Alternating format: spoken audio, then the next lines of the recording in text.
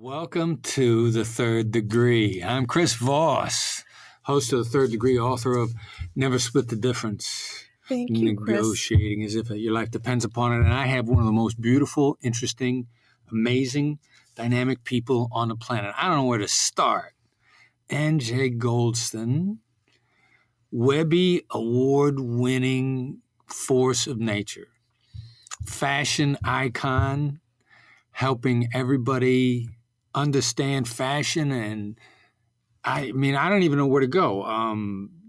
LA's Leading Ladies of Style by Angelino magazine. Yes, that was really fun. That was a few years ago. It was the inaugural issue, and we had to style ourselves. We were the first group, the 5 of us, selected for Angelino magazine, and it came out of my role as part of the Blonde and the Brunette, my Webby winning blog, and of course I had to shape myself, and I did it in my typical form, which is my uniform, pretty much black and white with a punch of color and a little architectural modern drama. Where did you come from? Are you from another planet? You are just so awesome. Angelino magazine needs you to start in their inaugural issue. That's incredible. It was really fun, and it was a great shoot. It was at a hotel lobby in Los Angeles, in Santa Monica, and we had to be creative, so it was really a great day, and definitely one of the highlights in my career in all these years. That was just fun. So, which honored. I think is one of the reasons you're so successful, because you like to have fun.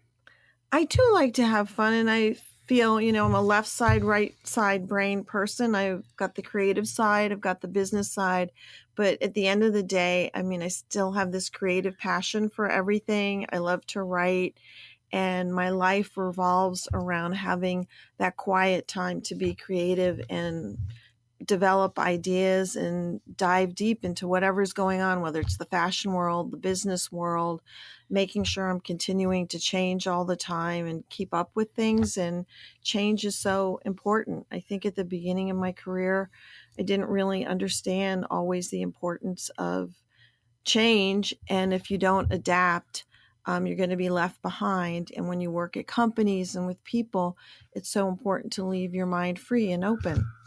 Change, absolutely. And it took me a while to learn that dance. What do you mean?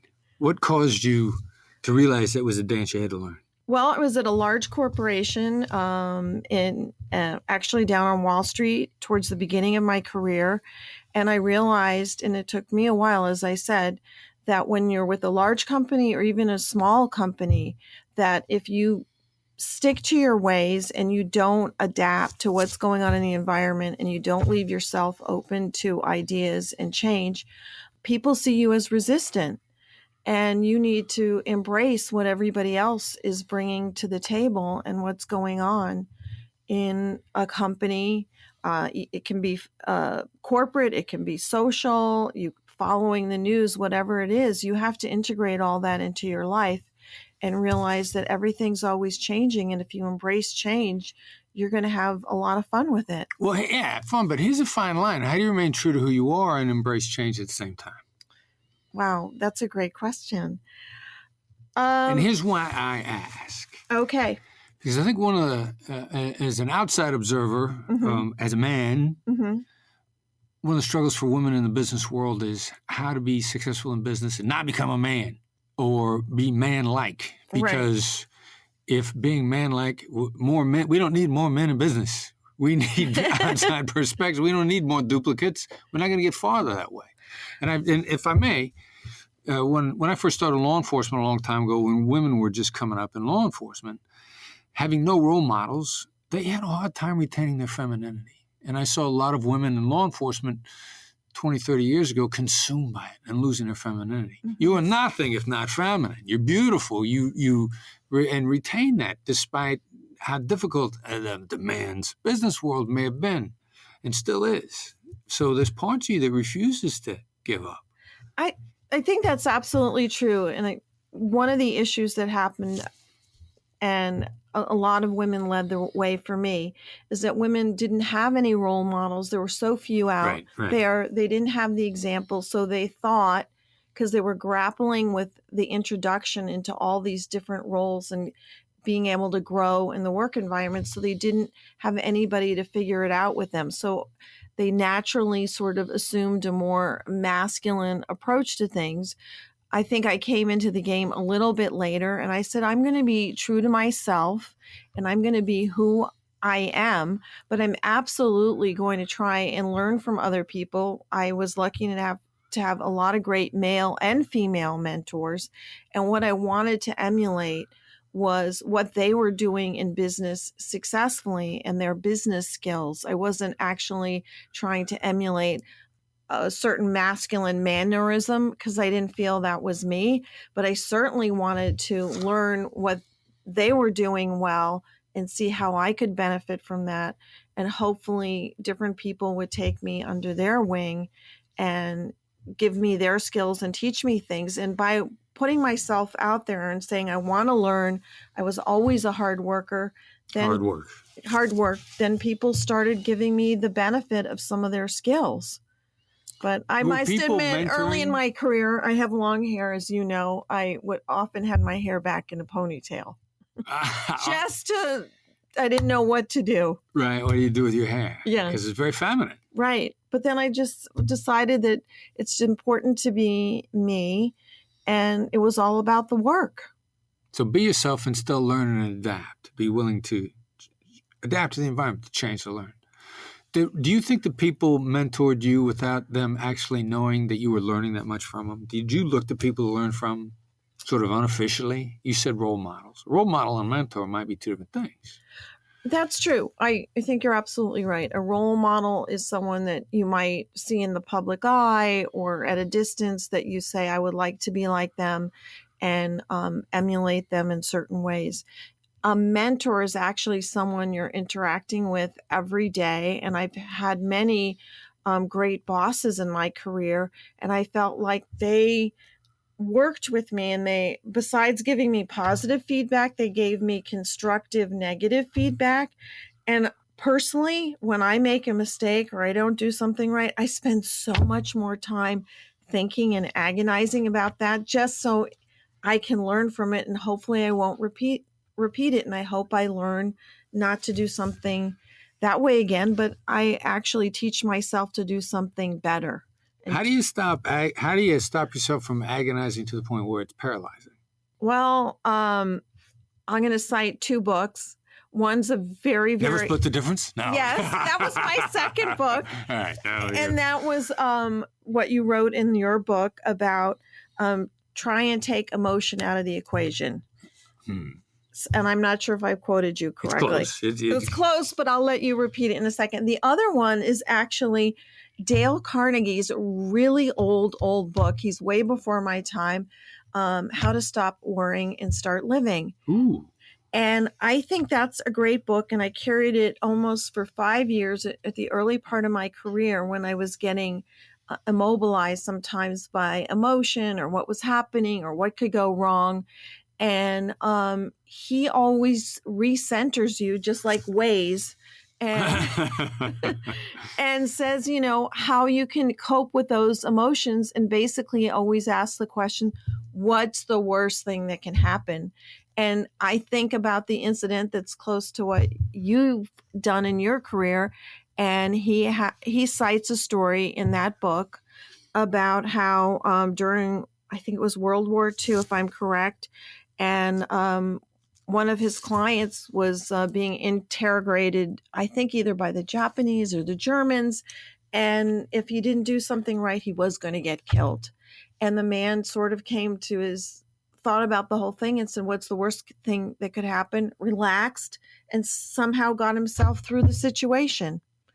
So, I mean, there's some people dealing with things in life and death issues. So if you look on the spectrum, you can back yourself down to the severity of what's happening. Interesting. You're an optimistic person by nature. Yes, the glass is half full. Yeah. How did you become that way? Where'd you grow up? I grew up in West Hartford, Connecticut, and my father was in the aeronautics industry, and my mother was in the design industry, an art consultant. and way ahead of her time. She was a graduate of Parsons School of Design, NYU in art history and education. And they were both optimists, and they also were all about, just being your own person. And one of the things they always talk to me about is, something could happen, and bad things did end up happening in terms of losses in my family. And they gave me the skills and the stamina and the strength to say, you know what, you can keep going. And you have. I have. Brothers and sisters? I had a brother. He's no longer living. I'm sorry for your loss. Thank you. So Mom and Dad still around? No. Oh, my goodness. So, well, they did a great job bringing you to the planet for the rest of us. Thank you. Thank you. So I think those early lessons have really stood the test of time. And my mother... Lessons of hard work and being optimistic. Hard work, being optimistic, being independent and self-sufficient is really, really important in life. And but looking on the bright side of things, even when things are not necessarily going the way that you want. And what good is that? What good is it to look on I mean, I think I know, but I want to know. Well, it's interesting because I'm writing my next article as a contributor to Forbes. Forbes. And there's something in that article about two founders talking about how they don't like the word failure. And when they reference that, they talk about how they like to work the problem. And I love that. And I think that's one of the things I do, and really other people do who are successful when they're up against something very difficult. And I think that's one of the things that's a theme throughout your book. It's about working the problem and working the issue and working the negotiation. So you have to discover that for yourself and then begin to start putting and practicing those skills. You're not always going to succeed. But the more you practice, the better the skills hopefully get. Well, there's some real timeless ideas here. I mean, you're like Matt Damon in The Martian. He said, work the problem. I just he watched saved that. himself. He survived. That's right. Right? Yes. Work the problem. Stay with it. Focus on a problem. Work the problem. Right. And sometimes one of the things that's difficult when you're in a problem is sometimes it's so intense. It's so important to not have that knee-jerk reaction and to step away and say, okay, let me just rethink this for a while. I don't have the answer. I might not know what to do. Let me just calm down for a bit and think about it before I just do something. And it's so easy, again, to actually it's not always easy to rein in those emotions. Yeah, it's a hard thing to do. It really is. That's my hardest task every day, I think. And there's a difference between self-talk and what people can say to you or what you can say to others. Because you can say to yourself, calm down.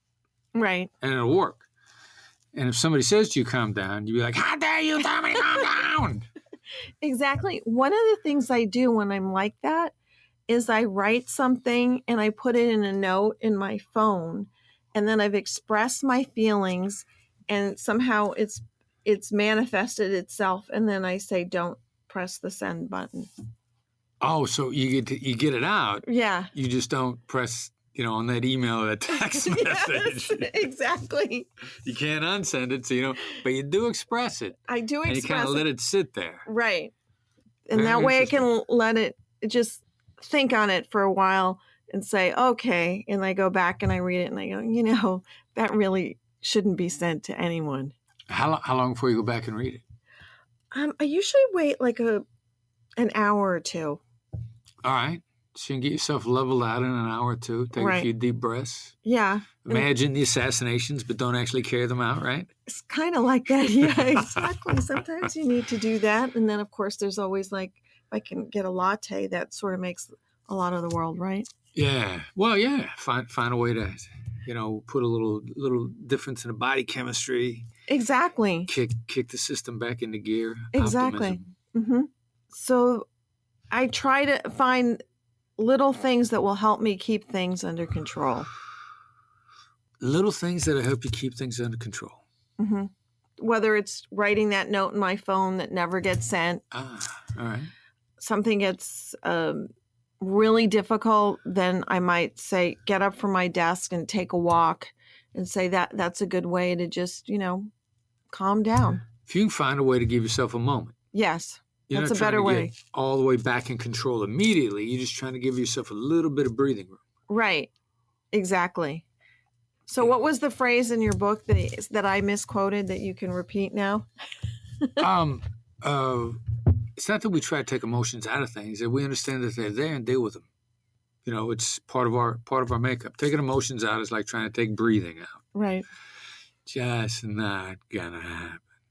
But, and it's not emotions that we want to get rid of, it's negative emotions, which is why I always observe when somebody's naturally positive, because it's actually a competitive edge. You're smarter when you're positive. Do you know that? You're pretty smart anyway. Well, I try my best. And I think that's the thing. I'm just trying my best all the time. But I also recognize when I fail. Here's what I hear there. I hear that you take it easy on yourself. I try my best is like, all right, I know I'm not perfect. I probably kick my own butt more than I need to.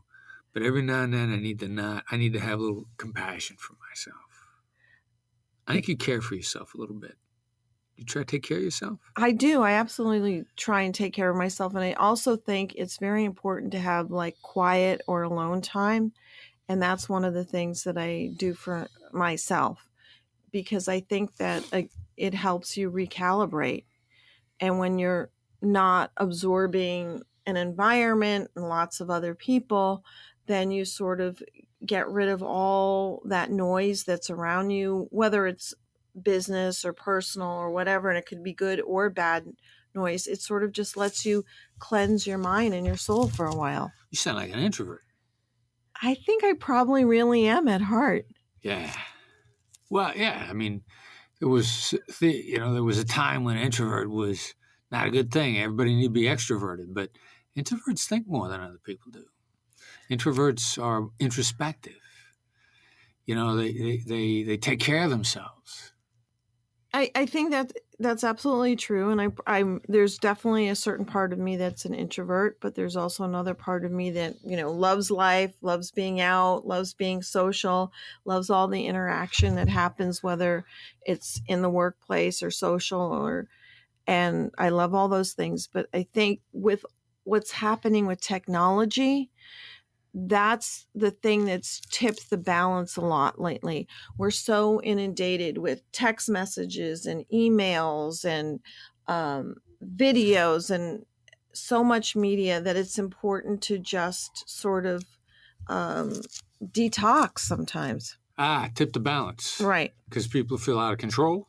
I think it's a regular thing, and maybe I'm wrong, but to feel a little out of control with all the media that's coming at us, all the engagement that's coming at us. So the important thing is to just find those quiet times.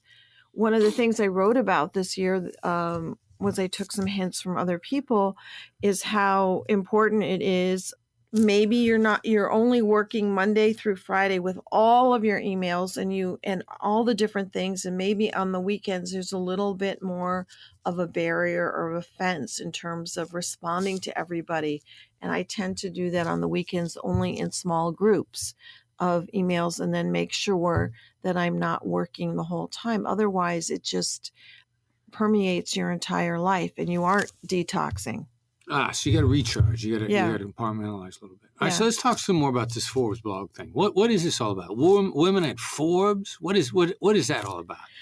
It's just a really exciting moment in my life that I was asked to become a contributor, and my swim lane at Forbes is highly actionable business advice, and it's on the Women at Forbes site. And women, I think, and especially millennials, are turning to Forbes and other resources for practical advice on things that are going on in their workplace and in their lives. It's also lifestyle advice. And they're looking for feedback and information from lots of different sources. And this is a way for me to contribute and bring the type of information they want. I try and make it highly topical. Sometimes it's a little bit ripped from the headlines. Sometimes it's not. And I also have been getting lots of requests from young women about what they would like to hear about. So that's exactly why when we had the chance to meet and I had a chance to do our interview, I had been having so much feedback from so many women about they wanted to learn to negotiate better. They were feeling a little uncomfortable and shy in the workplace. And I thought, who better than you to reach out as an expert and give us advice on how to handle certain things because they're not sure who to turn to. Right, right. Well, and I think I told you, I think women are naturally better negotiators than men anyway. Right. And I love that. I think I might have written that. I can't remember. But you are. I mean, if anybody has a head start on getting to emotional intelligence-based negotiations, I mean, I don't know if it's nature or nurture. I don't want to put it off to either, or maybe it's both. But, men, we're not nurtured to be emotionally intelligence-based. But that's where the key is. Yeah, I agree. But women are trying, I think, to learn how to take that and use it successfully in the workplace so that they're doing, again, a better job, that they're moving their careers along and they're getting a greater sense of confidence in whatever they're doing. Right, right. And what holds them back in the need for greater sense of confidence? I have opinions on that, but I'm not talking to you to hear my opinions. I think it's different for every woman. And I really don't know. I'd love to say that I had done all the research on that, but I haven't. I think other women like Joanne Lippman, who recently wrote a book on That's What She Said, has a lot of the research on that.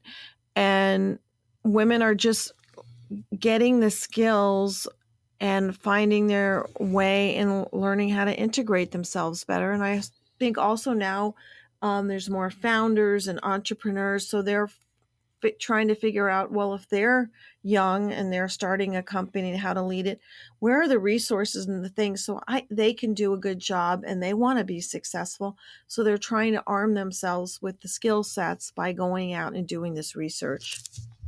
All right, so tell us again, just before we take a break, where we find your Forbes blog.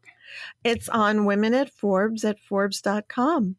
And I have a site there, my column under my name, the initials N and J, and then Goldston, Goldston. All right, so we will take a break, but in the meantime, go to that blog and get wisdom.